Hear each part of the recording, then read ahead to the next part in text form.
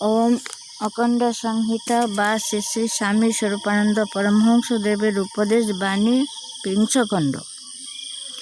সন্তানের জীবনে পিতামাতার আশীর্বাদ। ত্রিপুরা জেলান্তর্গত বলাখাল নিবাসিনী জৈনিকা পত্র লেখিকার পত্রের উত্তরে শ্রী শ্রী ভবানী লিখিলেন, তোমার পুত্রকে আমি তো আশীর্বাদ করিতেছি, তুমিও আশীর্বাদ করিও। সন্তানের জীবনে পিতামাতার আশীর্বাদ এক অমোঘ বস্তু।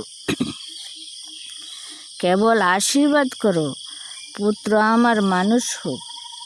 সে যদি মানুষ হইতে পারে তবে তাহা কেবল তোমারই লাভ নহে, সমগ্র জগতের লাভ।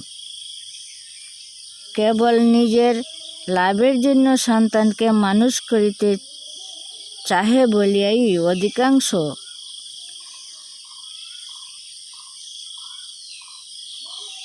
কেবল নিজের লাভের জন্য সন্তানকে মানুষ করিতে চাহে বলিয়াই তো অধিকাংশ পিতামাতার সন্তানেরা আর মানুষ হইতে পারে না। অমুক পরিবারের লাভ, অমুক বংশাবলীর লাভ, অমুক গ্রামবাসীর লাভ, অমুক জেলাবাসীর লাভ বা অমুক দেশবাসীর লাভের মধ্যে পুত্রের বা কন্যার মনুষ্যত্বকে সীমাবদ্ধ করিয়া রাখিতে চাহে বলিয়াই তো সন্তানের আর প্রকৃত মনুষ্যত্ব লাভ করিবার পরম শ্লাঘ্য সৌভাগ্য কপালে ঘটিয়া ওঠে না।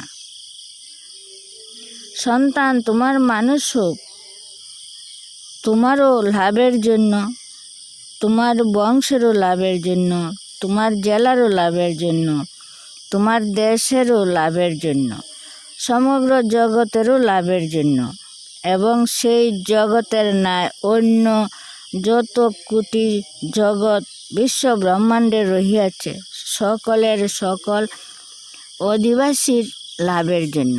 সন্তান তোমার মানুষ হোক, শ্লাঘ্য অতীতকে নূতন করিয়া বর্তমানের মধ্যে গৌরবে উজ্জ্বল ও জাগ্রত করিয়া তুলিবার জন্য এবং ভবিষ্যৎকে উজ্জ্বলতার ও জাগ্রততর করিবার জন্য। তোমার সন্তান একটি সসীম মানব শিশু, কিন্তু তাহার জীবন মহিমা ও কর্মগরিমা ভূত ভবিষ্যৎ বর্তমানকে নবীনতর তাৎপর্য এবং অভিনবতর ব্যঞ্জনা প্রদান করিয়া চিরস্মরণীয় হোক। ইহাই হওয়া চাই তোমার অন্তরের অভিরুচি ও প্রাণের অভিপ্রায়।